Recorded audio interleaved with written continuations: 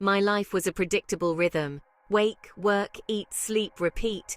The monotony was suffocating. Then he walked in. Laughter lines crinkled around his eyes. His voice a warm caress. He was everything my life wasn't. Exciting, unpredictable, alive. Our connection was instant. A shared joke, a lingering touch. We were drawn to each other like moths to a flame, oblivious to the potential for burns. He made me feel seen, appreciated, desired, feelings I hadn't realized were missing from my life. He was a distraction from the ordinary. A stolen glance across a crowded room. A whispered conversation in the hallway. He was my secret escape from the mundane. And so began our dance. A dangerous tango of forbidden desires and hidden truths. 7, 6, 5, 4, 3, 2, 1.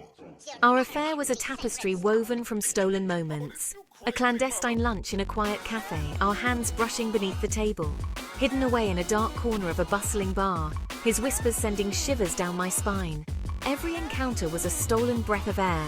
We explored hidden corners of the city, places I never knew existed. Each location held a memory, a secret shared only between us. A park bench where we shared our first kiss, the taste of rain lingering on his lips. A secluded bookstore where we'd lose ourselves among the words, our fingers tracing the spines of forgotten novels.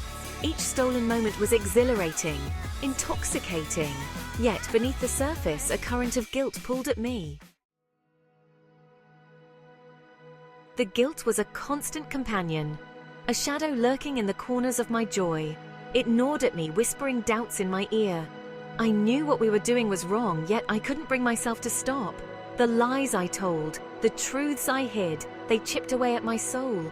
I saw the hurt in the eyes of my friends, their trust slowly eroding, as I brushed off their concerned questions with fabricated stories. The reflection staring back at me in the mirror was a stranger. But the allure of him, the escape he offered, was too strong to resist. He was my drug, and I was addicted. Section 4. The photo. A picture of betrayal. The message flashed across my phone screen, an unwelcome intrusion in the dead of night. It was a photo. Him, his arm wrapped around a beautiful woman, their smiles radiant with shared joy. A child, his eyes the mirror image of the man I thought I knew, peered out from behind them, clutching a brightly colored balloon. The caption, a single word, shattered my world. Family. My stomach lurched, my carefully constructed reality crumbled around me, leaving me gasping for air in a sea of deceit. The man who whispered sweet nothings, who promised me the world, was a lie. The betrayal was a physical pain, a knife twisting in my gut. How could I have been so blind, so naive? Section 5. Confrontation and crumbling lies. The confrontation was brief, brutal. The words tumbled out of me, fueled by hurt and anger. He didn't deny it, didn't even try to explain. His eyes, once filled with warmth, were cold, distant. It was just a bit of fun, he said, his voice devoid of emotion. A thrill. His words were a slap, a confirmation of my worst fears. I wasn't special, I wasn't unique, I was a plaything, a temporary distraction in the mundane reality of his perfect life. The realization hit me with the force of a physical blow.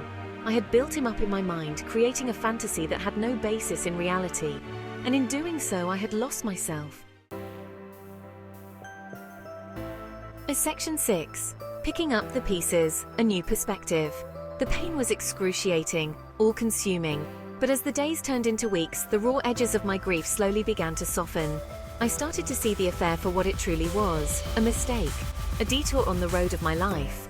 I had allowed myself to be blinded by his charm, by my own longing for something more. I had chosen to ignore the red flags, the whispers of doubt in my own heart. The experience, though painful, taught me valuable lessons about myself, about trust, and about the intoxicating power of illusion. I learned that true happiness couldn't be found in the arms of another, but had to come from within. I emerged from the wreckage of the affair stronger, wiser, more aware. My world had been shattered, yes, but from the broken pieces I would rebuild, this time on my own terms.